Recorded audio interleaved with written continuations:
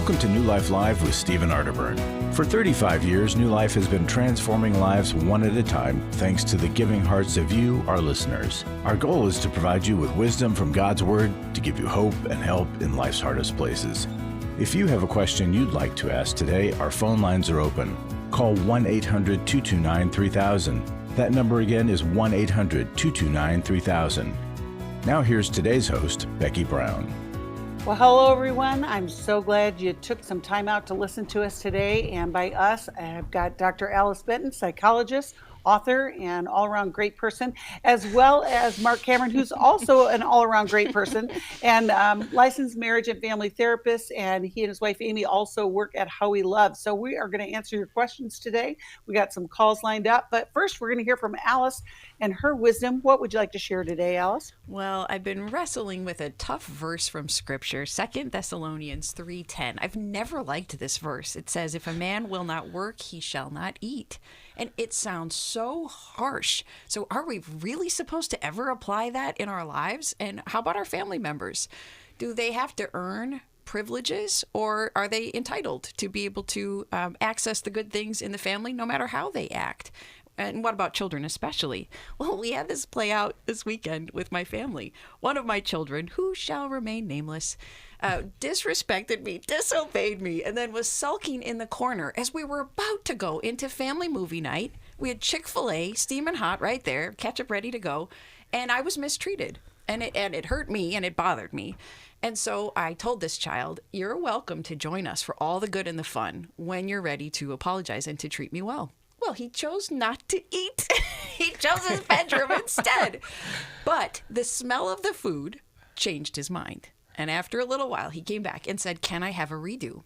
And it made me think of how broken human nature defaults to selfishness, to laziness, and a dependency of taking advantage of other people's hard work. And although I still don't like the 2 Thessalonians verse, when the good is withheld from us until we're willing to behave in a certain way, it calls us up and out of our default nature. And sometimes the only thing that can get us out of a bad pattern, a bad attitude, is having a privilege withheld from us.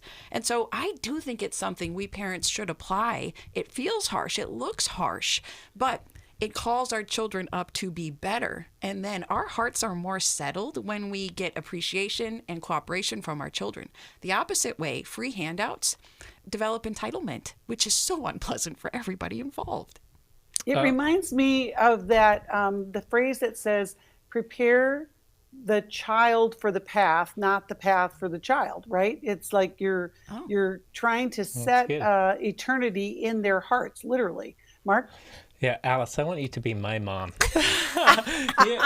But I love what you're doing because you're teaching your kids through modeling, right? And that's the way that things stick. And the way that we learn challenges, the way that kids learn and the way that adults learn too, is through challenges, is through the hard stuff. And as we learn to push through and struggle, right, that's what builds resiliency for us. And I like to use this or say this, that responsibility, and I've said this to my kids, responsibility and freedoms are like two pillars that move together, right? The more responsibility you show, the more freedoms you'll get. The less responsibility you show, the less freedoms you get. And it's hard, right? It's hard to take a step back and watch somebody struggle to see if they can recover. But when we jump in, when we rescue, when we pull them out, we actually rob them of that opportunity because we take away all of that distress in the moment, when distress is often what we need, if it's manageable, right? So that we can learn and grow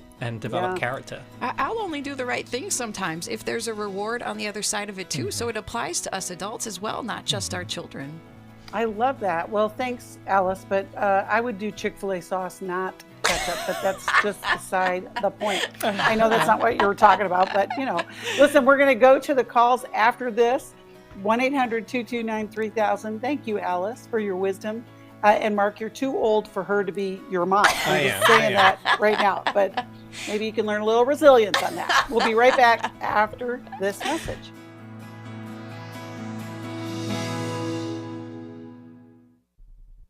My husband was involved with pornography addiction. He was unfaithful. He stepped out on the marriage and ended up having a child. The Restore Intensive is designed for a woman dealing with a man's sexual addiction issues. There were strip clubs. My husband is a recovering sex addict. If you've been affected by betrayal, an emotional or physical affair, or pornography, the Restore Intensive will equip you with support and tools to help you through. Restore has empowered me and has given me the tools to work through my anger, work through my pain, work through my confusion, and help me realize that I am worthy. Being here and being surrounded by people who get it has given me my power back. The Restore Intensive is coming to Dallas, Texas, July 12th through the 14th.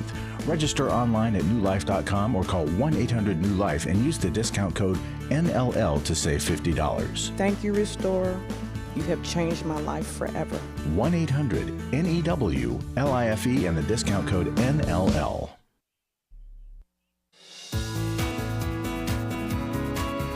To find out more information about New Life or to order any of the resources mentioned on today's program, call 1-800-NEW-LIFE. Now back to New Life Live. I'm Steve Arterburn with a New Life Moment. How important is your name? Sports columnist Skip Bayless reported this interesting story. Marc Cuban, owner of the NBA's Dallas Mavericks, offered sports talk host David Kaplan $50,000 to have his name legally changed to Dallas Maverick. When Kaplan declined, Cuban responded by offering to pay Kaplan $100,000 and donate $100,000 to Kaplan's favorite charity if he took the name for 1 year. Kaplan did some soul searching, but held firm. I'd be saying I'd do anything for money, he explained. I'd like to preserve my integrity and credibility. Building a reputation of integrity and reliability happens by establishing a consistent track record of sound decisions and hard work. And no amount of money or fleeting temptation is worth its undoing. For tips on how you and your family can build a good name for yourself, visit newlife.com. I'm Stephen Arterburn. Thanks for listening to this New Life Moment. Well, I think if Marc Cuban wants to give us the $1 million, we got a matching gift campaign going on right now, and he can make that double. Wouldn't that be great? It's really interesting. What is in a name and what is our identity? And if you're struggling with who are you, we want to help you get clear on what God's plan is for you and the identity that He has for you. We're so grateful to be able to offer that. We're going to go to the calls and we're going to talk with Joe, who's calling us from Philadelphia and listens on our app. You can download our app wherever you get your apps on your device, and you can hear the show there as well as other resources. But we're going to talk to you today, Joe. How are you and how can we help you? I'm good. How you doing? Doing well. Okay. I was listening to your show, and I was bothered by one thing. Like I was saying before, I had converted to Islamic, and with the faith of Islam, there is a lot of similarity with Christianity. But my problem was not enough about Jesus. So I started coming back and start reading the Bible. A few weeks ago, on Mother's Day, I was talking to my grandmother. Since my grandfather passed, she has never been with a man or any relationship. When I asked her why, she said the rule of God is that you remain married to your spouse until your spouse is deceased. She said she made the choice not to be with anyone else. I'm sorry. Not to be with anyone else, because in her heart, she still was married to my grandfather, and that was a choice. Your call is that, or calling, many of them talking about marriage, but they all, if they are Christian, their spouse is still alive. When is the Bible is the Bible? When is the rule of God is the rule of God? If everyone is still married and the spouse are still alive, because I was reading Romans 7:3, it says that will be considered adultery. So I'm trying to get clarity of Christianity today in the Bible. Very good question, Joe. And just to be clear, Islam does not believe in Jesus as the Son of God. And so that's a big clarifying thing right there. So it's two different religions altogether. But to your question, you're talking about people who may call in and have been married and divorced and then maybe remarried. Is that what you're kind of clarifying there? Yes. Okay. All right. Well, Marc, let's start with you. How can we help Joe get some clarity on this? Yeah, this is a good question, Joe, and we have people who call in with this question out every now and then. Now, I'll say this. I am remarried. Myself, my wife, and I both previously married. Our first spouses committed adultery, cheated on us, and left. And so we got a divorce, and then we ended up finding each other, and we both had a 7-year-old child. I had a son, she had a daughter, and we ended up finding each other, and we found love, and we got married, and it's been 12 years this year. And so sometimes we'll have these situations that happen, but I'm curious, what are your thoughts on a situation like that? Well, no, I'm not in no place to judge. I'm not in no place to even have an opinion. My question is, yes, we can do it for the needs and satisfaction of humans, but with the rules of God, if we following God and the rules of God, if we're living with God, we're walking with God, is it more important to our satisfaction, or do we follow the rules of God all the way till the end until the reward comes in? That's what I'm trying to understand. Got it. Not pointing the finger at anyone. Yeah, so I think when we read the Bible too, we need to do a study of the Bible. The Bible was written for us. It's not written to us. It's not a letter. And we need to also understand that, there's many different authors of the Bible, different books written over a period of time, written in an ancient language, in an ancient culture with ancient customs. And we are reading that interpretation in modern day English or whatever language that we're reading it in through our cultural lens of today.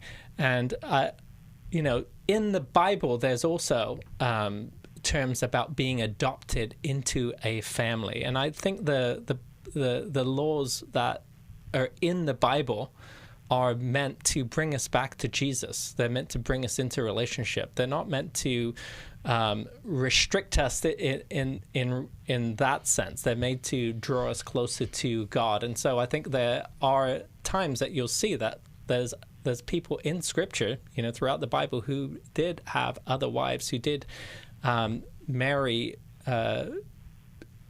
other people who died, and I think that is acceptable. Mm-hmm.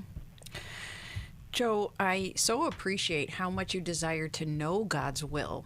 And I also believe that the more closely we can follow his will, the better protected we are from the evils of sin. And I think that's what God's rules are really about. He wants to protect us from harm. It's like a parent who says, don't cross a busy street to a child when they're too young. It's not to restrict them. It's to protect them from the dangers that they can't see, that they're not aware of. And I think that God hates divorce because divorce always brings suffering. Always, no matter how bad the situation is, and even if divorce is the solution, it also brings suffering with it, and God doesn't want that for us. So he wants us to avoid it at all costs. But he seems to point out that there are two situations where divorce is the lesser of two evils, and that's when fornication takes place, adultery has taken place, or one is abandoned by an unbelieving spouse. And I think that because of the brokenness of this world and human nature, sometimes we're faced with two bad choices. Neither of them are good, but one is better than the other. And so to salvage a very bad situation, the Bible seems to give us permission that in these two cases, you can divorce. It is permissible. So in Matthew 19:19, it says, whoever puts a wife away, except for fornication, and marries again, shall be committing adultery. So you're correct that adultery is in there. But there seems to be sort of an escape route from a very evil situation of ongoing adultery, which is so disastrous for a family. And then later in 1 Corinthians 7:15, it talks about if an unbelieving partner separates, then let it be so. But I do think that we also have to each take into consideration how is God's word speaking to me in my individual situation, and how should I put it into practice? And if at all possible we can avoid a divorce, apparently we should, in order to avoid that suffering it'll bring to our whole family. Is that helpful, Joe? Yes, very helpful. Just wanted to get another point of view. Instead, when I speak to other people, it's like they will go around the block and then get back on a highway and come back with an answer that don't make no sense. So I figure, maybe this is the opportunity to call and get a different opinion from people who might have a better answer. So yes, it helped. Yeah, there's passages in Matthew where Jesus speaks to this as well, because there was a trend where people were divorcing just because they were divorcing. And actually, I just heard a devotional from someone who was talking about, the woman at the well, when Jesus points out that she's had 5 husbands. Well, women weren't allowed to divorce in biblical times, going back to what you were talking about, Mark, that it was written in a different time. But for Jesus to know that she had been divorced, he knew that she had been abandoned over and over and over again. Her life was in a terrible situation. And I think, going back to what you just said, Alice, in each situation, we have to seek what God's will is and to understand it. And so when you're talking about your grandmother, Joe, if this is what God has called her to, that's what God has called her to. And, that we can understand that. And I think so many times when we're talking about religious points of view, it can be real tricky because we don't understand the whole picture, but we really need to seek God's will and to understand it from that perspective. I hope that's helpful. And if you haven't, gotten an answer in which that's satisfactory, I'm going to send you a copy of the Life Recovery Bible, because I think that will not only give you insight because it's God's word, but also there's so many notes and just teaching in there that I think can give you a broad perspective there. We are praying for you and hope that that's helpful. It's always tricky, right? Because like you said, Alice, God does hate divorce, and it's very painful when you have to go through something like that. It's, nobody gets married thinking, oh, I hope this turns out badly. It just isn't what the point is. But we also know that people can be very hard-hearted when it comes to whatever the pathway that God has chosen for each and every one of us. Every situation. Well, and I like you explained it better. I like the terminology that you use. You said his laws are meant to protect, not restrict. And oftentimes we'll look at it as, how is this restricting me? But the thing is, we're all flawed. And it's not to justify our sin, but that is the message of the gospel, is we're redeemed, right? Christ has come to make something new. And so there are times in our lives that something will be made new, right? And beauty can come from the ashes, and we can be restored. Just like, I believe my blended family, we're restored into a new family. And from that, we're going to produce fruit, and we're going to, we'll live our lives in a way that will direct people back to God.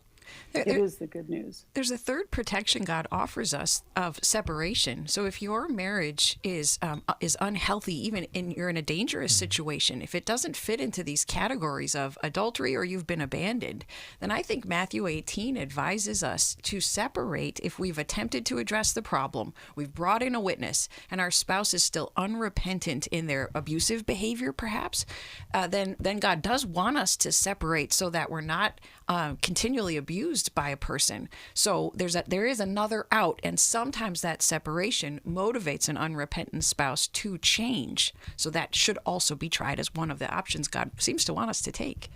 We, like you just said, Mark, we are called, the good news of the gospel calls us into a new life. And I know we have many listeners who've experienced divorce that was not their plan.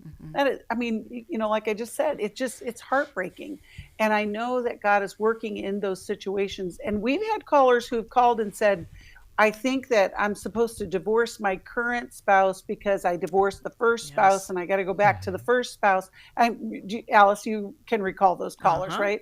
And that's not what God is saying in this. It's literally, we're going to move from this day forward and live through this marriage, and make it the best. We also have had callers who have had repeated marriages, and so, and matter of fact, we just recently had a caller, and I think it was like their third marriage. And so, the challenge is, okay, how are we going to make this marriage work? Because that's what we have to get focused on. And,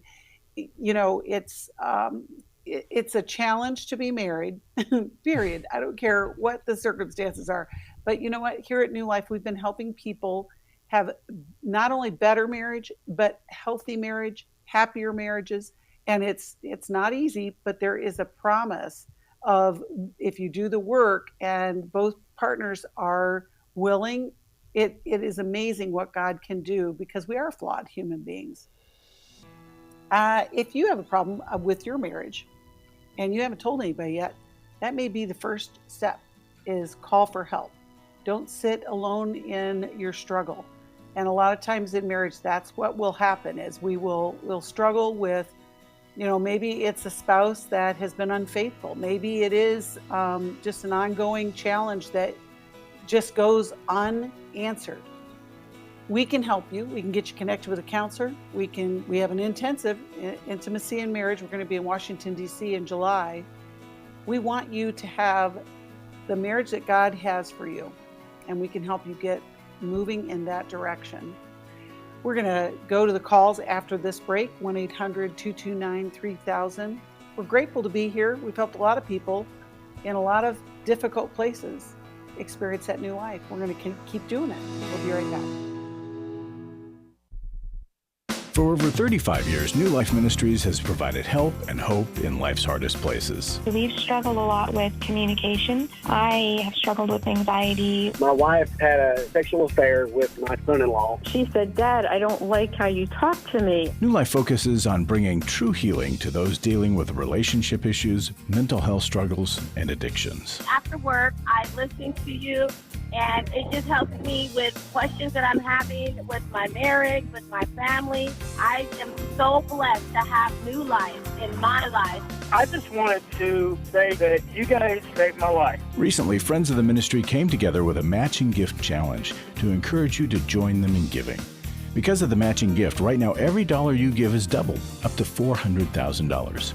Giving is easy. Go to newlife.com/donate, text MATCH to 28950, or call 1-800-NEW-LIFE. And thanks for making a difference.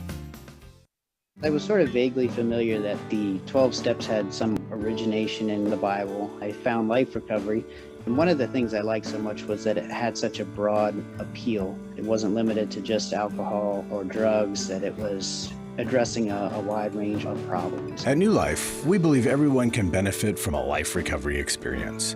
There are life recovery groups all over the country. They take place online, in conference calls, and in person. And if there isn't one in your area, we can help you start one. We have startup materials, leaders' guides, CDs, Bibles, and more, all with discounts available for groups. Call us at 1-800-NEW-LIFE and ask for Terry Ward. The 12 steps have long been a great help to people in recovery because much of the 12 steps' power comes from the fact that they capture principles clearly revealed in the Bible. The 12 steps is really a pattern for all of us as Christians. Call 1-800-NEW-LIFE. That's 1-800-639-5433.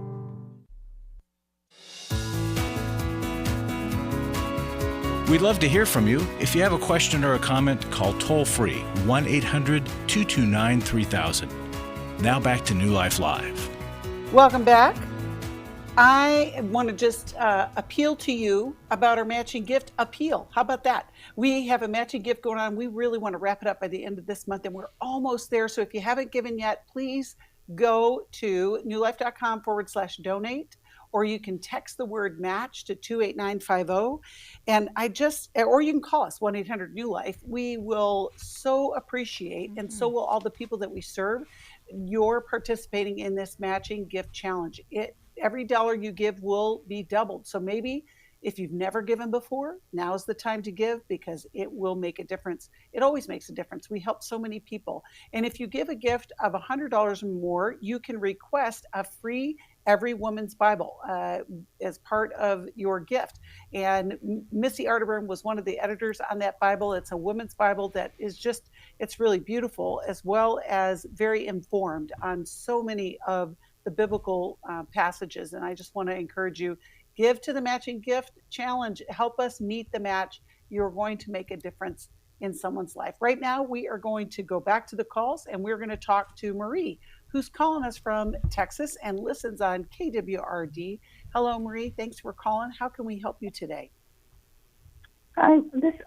I'm calling because after having 33 years of very good marriage, we started out a little bit rocky, but learning how to be unselfish, had a very good marriage. I lost my husband half a year ago, gone through some counseling courses to help deal with that. And I'm not finding that a lot of the time. I feel like I'm happy living like I am now, and I tend to get desperate and cling on to hopes of certain guys that have paid attention to me or so forth.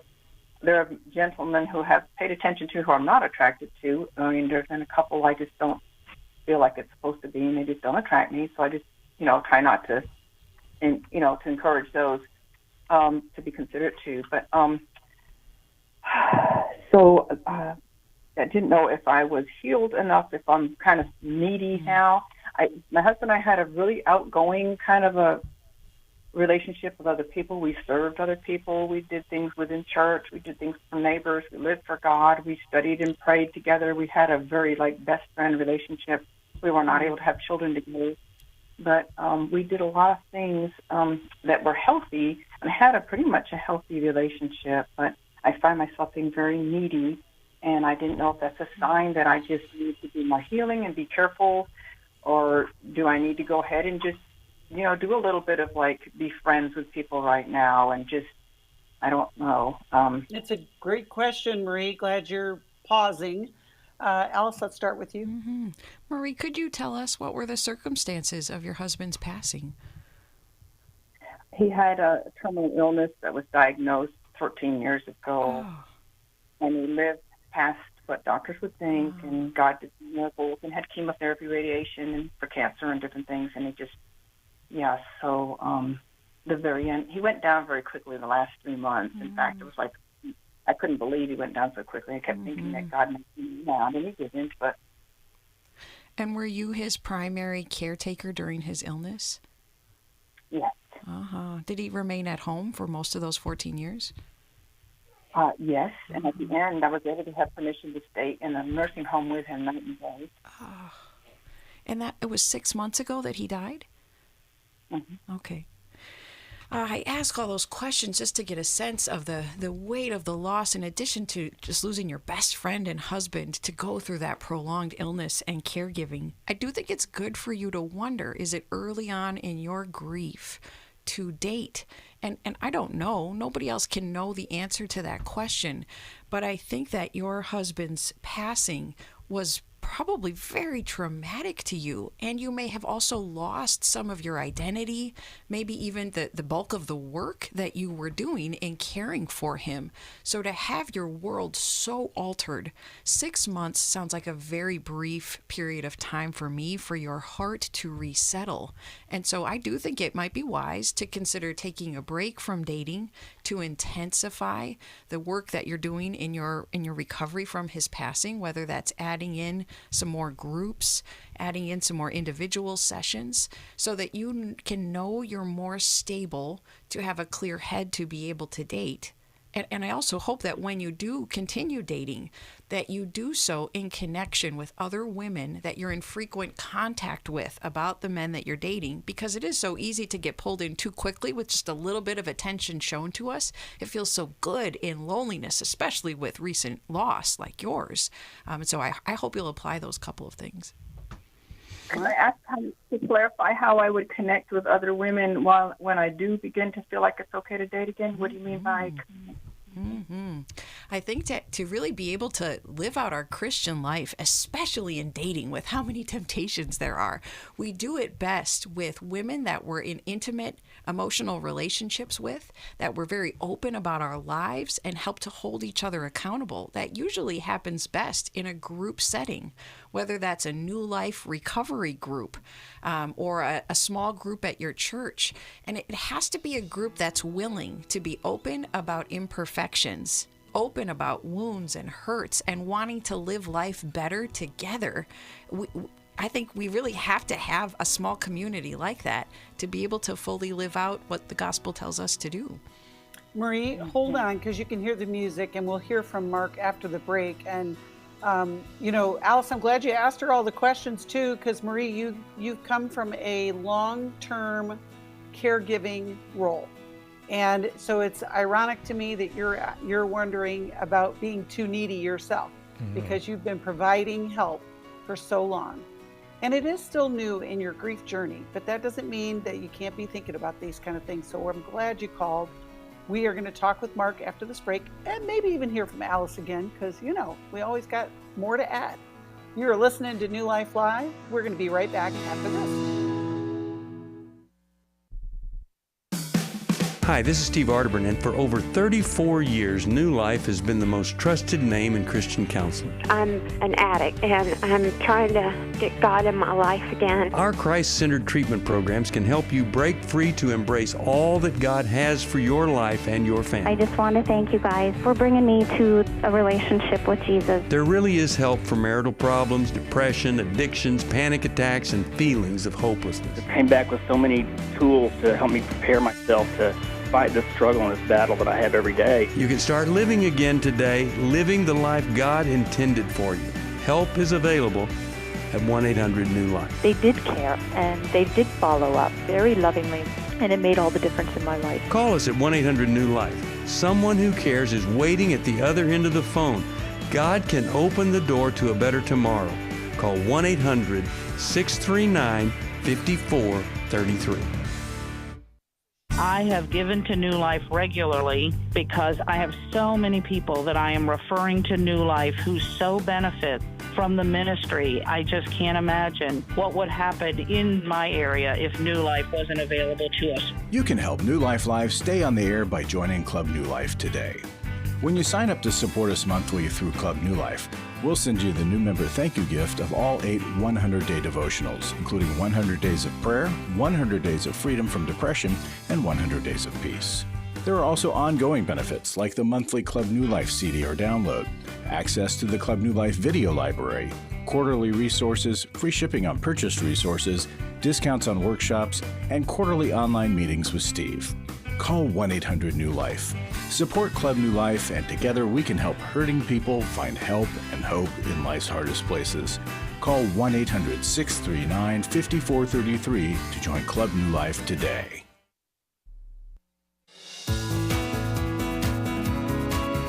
We're glad you joined us for New Life Live. To be a part of the program, call 1-800-229-3000. Now back to New Life Live. Welcome back. Just in case you've never heard us say this, and maybe you just tuned in and never heard us say this before, we have a nationwide network of licensed clinical counselors and coaches.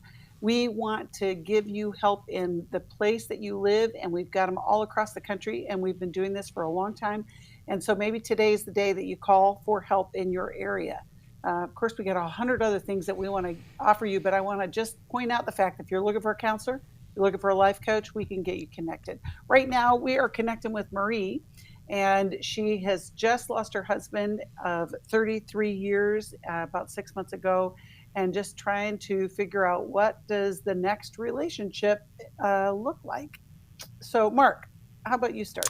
Yeah, Marie, we're just thinking about your situation here, and hearing about your husband who was diagnosed, I think you said 13 years ago, and then he died and only 6 months ago. So your grief actually started then, right? And it was prolonged for this undetermined amount of time. And so while how difficult that was, you also had to be the caregiver for your husband. And it's interesting, what Becky said here about you were the one who's providing all of these needs for maybe the last 13 years, and then now you feel needy. And I think, of course, you feel emotionally needy right now because your husband died not too long ago here.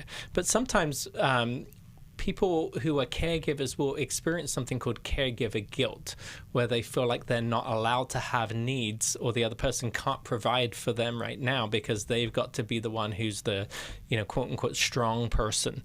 And I wonder if you've gone for a period of time without being able to have needs, and now that you are feeling emotionally insecure because, you are still experiencing grief, even if you went through the grief group and, that was like a 6-month thing and it ended, you're probably still in grief. There's probably a lot to still recover from here. And Alice's advice is really good about when you do start to date, to have that group of women. But you don't just find that group of women when you decide to date. You build those connections and those relationships now. You go out and you look for others. And again, the key part about what Alice said too was about finding other people who are also emotionally secure so that they can be very objective in the advice that they give you here. And I often say this, that it takes two secure people to have a secure relationship. The math doesn't make sense to take two emotionally insecure people and put them together and say, go ahead and have this, great, secure relationship. Like, it doesn't work that way. And so what you may want to do too is now that you've gone through a group of grief share, is to start with individual counseling, where you can talk about what your experience has been like for the last 13 years and where all the focus can then be on you and not be on others too, where that counselor can really explore what your experience was like and then ask you some thought-provoking questions to contemplate and self-reflect. And not just on the grief that you went through in your caregiver role, but what about prior to that, and then maybe even childhood history prior to that, for how you've learned to be somebody who maybe gives more to others but doesn't expect a lot in return. Marie, how do I get getting a counselor like that? Do I get a counselor through a certain website from you folks and pay that away and get like virtual ones? Well, we can help you for sure. I mean, there's other ways to find counselors, but yes, I mean, we have a referral network so that we can help try and put you in touch with somebody who'll be a good fit for you. But counseling is also a little bit like dating, funny enough, is that you've got to find the right person. You've got to find the person who you feel like, oh, I can have a connection with this person. And also, what kind of approach does this person have experience dealing with the kinds of things that I need help with, right? And then the last part of that is then that strong commitment to growth and to lean into the discomfort. But for sure, we can give you some direction.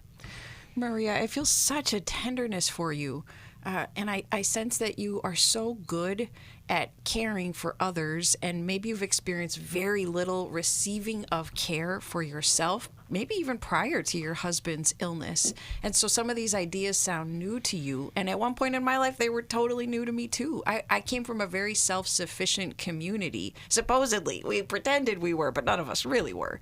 But we didn't rely on other people. We weren't vulnerable. And I was so shocked, Marie, to find out that God has created us to be in the kind of relationships that allows us to say to another girl, I'm sad, I'm grumpy, I'm afraid, I feel lost, I'm hurt. Will you comfort me? Will you hug me? Will you cheerlead me? Will you help me? Those were not things we admitted to in my community, and that those were not forms of help that we asked for. So that was a shocking turn. So to both hear it and then actually risk doing it and finding the right people to do it with, it is daunting. So New Life really can help make it easy. I even want you to consider our Emotional Freedom Intensive. It's online, and it puts you right into a group of women who are hurting and who want to get better and who want recovery. We actually still have an early bird discount. I think it may end soon. And so we want to get you connected to that, because that would quickly get you into the process that we're describing here.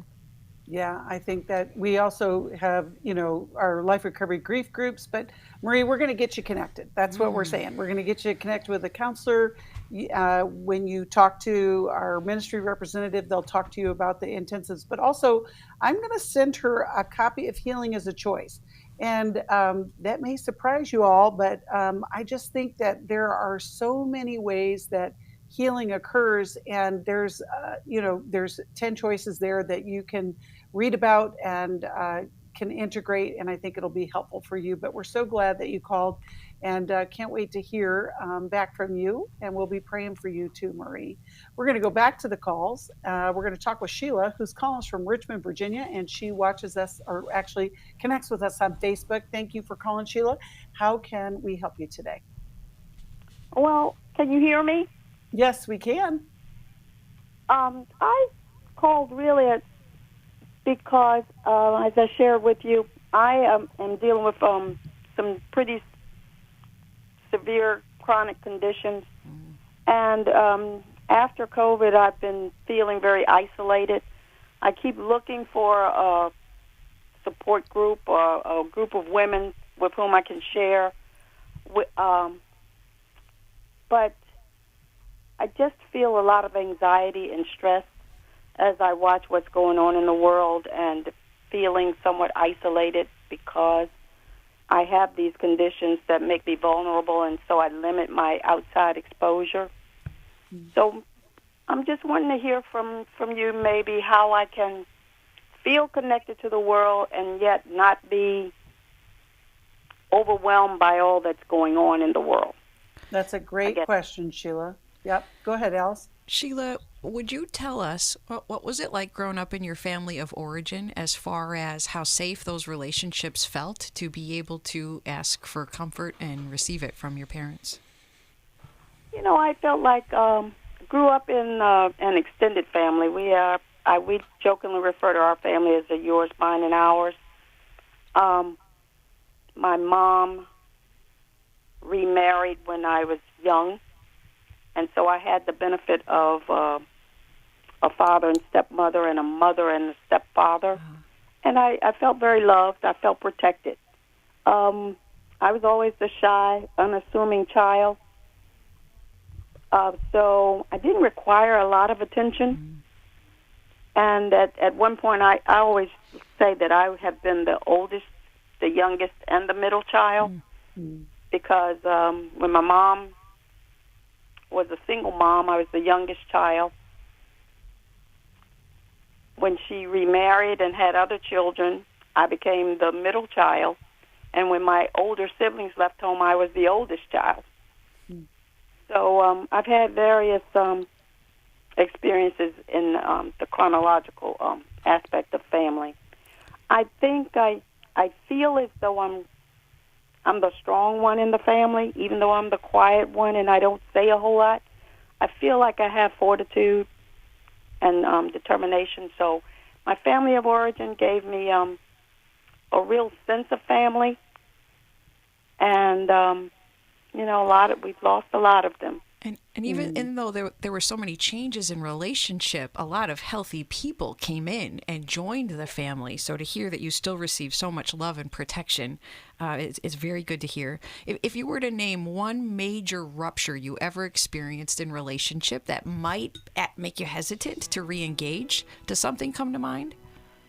Yeah, I was divorced after a long-term marriage. This last month I celebrated 8 years of divorce after a 36-year marriage. That has been a little upsetting to my psyche. Well, Sheila, hold on just a second, because the music started. We got to go to a break, but we are going to come back after this break and continue this journey. Isolation in and of itself is debilitating. So you're asking the right question. I think that as a culture, we underestimate the impact that isolation has on our lives, even if we don't have a health issue that we're dealing with. We're going to answer your question right after this break. You're listening to New Life Live.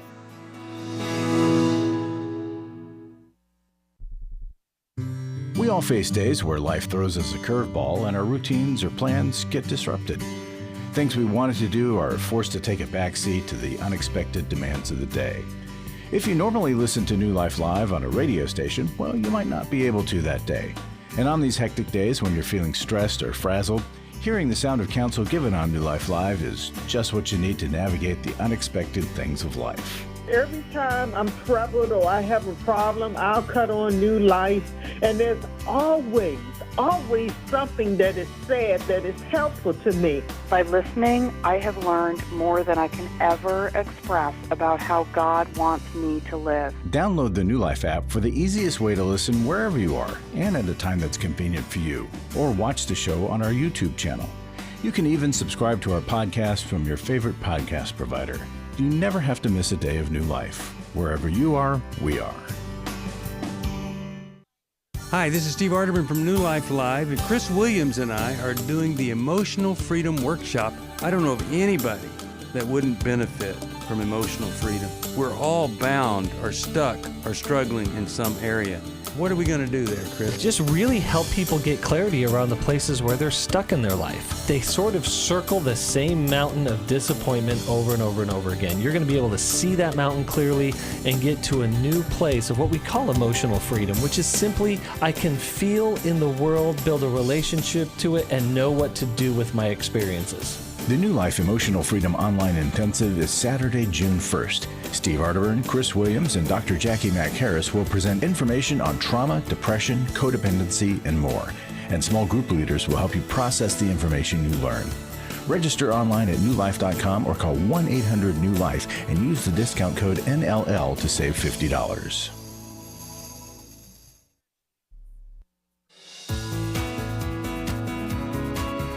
To find out more information about New Life or to order any of the resources mentioned on today's program, call 1-800-NEW-LIFE.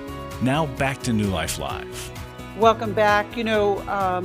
Alice, you mentioned about the Emotional Freedom Workshop that's coming up June 1st. You're right. We do have an early bird discount, but today is the last day that you can get it. So call us, go to newlife.com and get the information. We want you to spend the day with us.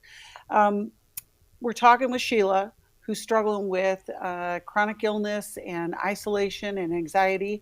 And we were just kind of uncovering some of the previous connections that you had, Sheila, in your life. We discovered that you were divorced many years ago, but just trying to get up to date. Marc, or Alice, I don't know if you had another question you wanted to.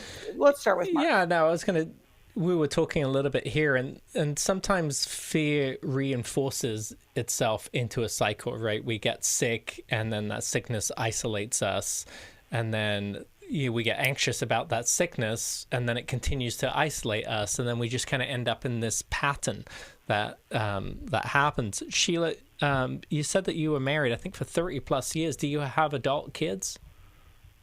Yes, I have one adult son. Yeah, and does he come and visit you? He does, but he's actually on the spectrum, and so I can't really expect the emotional support. Do you feel like you get caught up in a cycle where you are fearful to be around others, even though it could actually be helpful for you to be around others? I think I probably am starting to feel more trepidation about being around others, because I find I'm a loner by nature. I'm relatively shy, and my family and my family unit had always been my circle.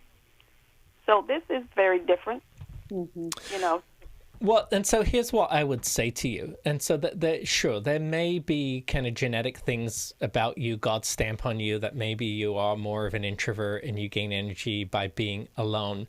But I wouldn't just assign all of that to your nature, because we are designed to be in connection and community with others. And oftentimes, our experience, the environment that we're in, what's reinforced at home, Alice was talking about family of origin, is what actually shapes a lot about our connections with others. And so what I would say to you is that lean into the difficult part of the practice work of growth, which is actually facing your fear. Fear is just such a strong primal driver that people who are fearful have fear about taking the steps that they need to overcome the thing that they're trying to conquer. And so that's, I think, going to be the biggest challenge for you, is to actually set yourself a goal of connection or reaching out to someone, and then go ahead and do it and push through that discomfort. And then the other thing that I'd want you to look at too is how may your family, all of these dynamics that you talked about before, how may that have shaped you in the way that you hold expectations for others or perceive other people's expectations about you. And so I think learning about attachment and your family of origin, I think, could be helpful. Okay. All right. Sheila, to be a shy loner by nature, it's asking a lot of you to risk seeking out relationship, because it just doesn't come easily to you. And then add on that physical discomfort of your chronic condition, you're up against a lot. And then you are, and the enemy loves to keep us isolated, because isolation usually exacerbates all these other problems that we're talking about. And so I'm going to give you a quick list, and I want you to say which one of these sounds the most doable to you, because these are different levels of risking relationship. One is for you to start phone counseling or coaching sessions. Second, to participate in a Zoom group, an online video group. Third is to attend an online intensive. And the fourth is to attend a class at your church. Which one of those sounds the most doable to you?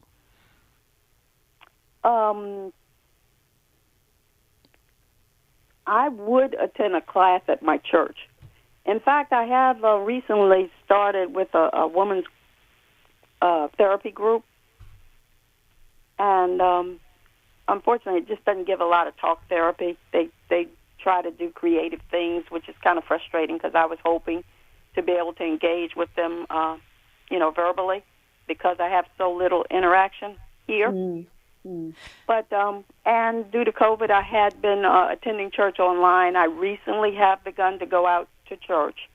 So that's a start for me. Sheila, girl, you just knocked my socks off. I didn't expect you to pick the hardest one that I listed. You've got some gumption. You have some gumption. So what I have found that even though, my circle is small, I really do like round table discussions. What I find is I don't like a whole lot of small talk. I like to talk about real things, real issues, and so well, more than a whole lot of people.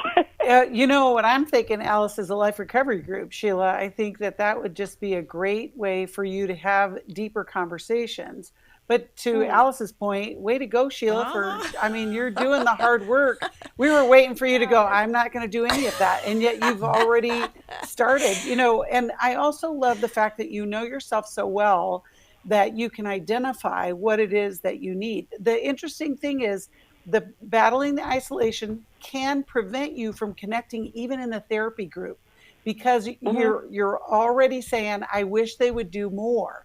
Well, here's where let's challenge it a little bit. It may be that you talk to the leader of that group and say exactly what you just said. When we do our intensives, I've led many of those groups, and whenever I have somebody that's not real happy with a group, I'll say, bring that back to the group. Let's talk about that in the group.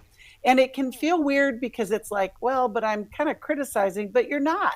You're bringing what is inside of you into the group, and it is very powerful. It's good for the group. It's good for you, and you never know how that will impact you. And sometimes that's what other people are thinking too, right? Yes. And you end up being that voice for them. So I think it's great, Marie, that you're going to go to an in-person... Sheila, sorry. I think it's great. Excuse me. I think it's great for you, Sheila, that you're going to go to an in-person group because I think in-person is helpful just to have physical presence of others. But ask them, maybe you the challenge for you is to show up and say, I have a topic. Can we talk about this today? Ooh, I like that. That's a good idea. Very good idea. Thank you. Sheila, I had to try about 7 different groups until I found one that wanted to do work in the style I wanted to do work on myself, that wanted to go deep enough. So if you bring this to the leader and it doesn't end up going well, feel free to try other groups because sometimes you've got to shop around to figure out what you want. And the fact I'll that... be honest, looking. I actually am continuing to look for something that I think might be better suited for me. Atta girl. That's good. That's good. Yeah, because even when we're talking about counseling and anything, I don't want you to, bunny hop everywhere.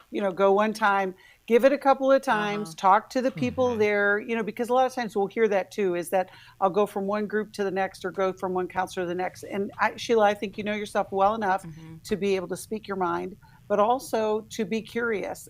We are going to connect you with a life recovery group. We'll get you connected with Terry Ward, who will help you figure out what is the best one to go with, because there's all kinds of them. And we have over 600 of them across the country, and they meet online, in person, on the phone. What book would you guys like to send Sheila on this new journey? I have an idea, but I want to see what you guys have to say. Well, I talked about attachment. I think How We Love is just a great book to help somebody just be introspective, to understand how they've been shaped. And I think that could be helpful for you. Was that what you were thinking? Well. No, but I love that book. Sorry. And, wrong answer. We'll send her How We Love. We are so grateful that you called, Sheila. Thank you all for listening. And if you need help, really, we are here for you. Tell somebody about New Life Live that may be the only counseling that they are willing to listen to. Thank you, Alice. Thank you, Mark. And thank you, listeners. We will see you next time on New Life Live. Thanks for listening. We hope this program has helped you by giving you insights for handling the challenges you face in your life. We want you to know that we're here for you, but you also need to know that New Life Live is a listener-supported ministry. To make your donation or to get any of the resources mentioned on today's program, call 1-800-NEW-LIFE. That's 1-800-639-5433, or write to us at New Life Ministries, P.O. Box 1029, Lake Forest, California, 92609. Please join us again on Monday for New Life Live. Thanks for watching today. We love helping people. I hope you sense that. And we know that there's always hope if you find the right resource. Now, if something we've said to somebody else applies to you, that's fantastic. That's what we're hoping for. But also, if you want to join us directly, you can call 1-800-229-3000 between 1 and 3 Eastern Time, Monday, Tuesday, and Wednesdays. Those are the best times to get through. And while you're here on YouTube, check out these other videos that we've done to help people see where they could grow or a different path to take. And if you do that, would you give us a thumbs up on the video, and please subscribe to this channel. There are many ways that we can help you outside of the radio program, and it's very hard for some to pick up a phone and dial 1-800-NEW-LIFE, but when you do, we put you in touch with somebody who cares about you, knows all the resources out there, and they're going to find the best for you. There is no reason to struggle alone. I hope to see you tomorrow. Hope you'll invite somebody else to come and join that maybe needs just a little bit of help along the way. I'll see you next time.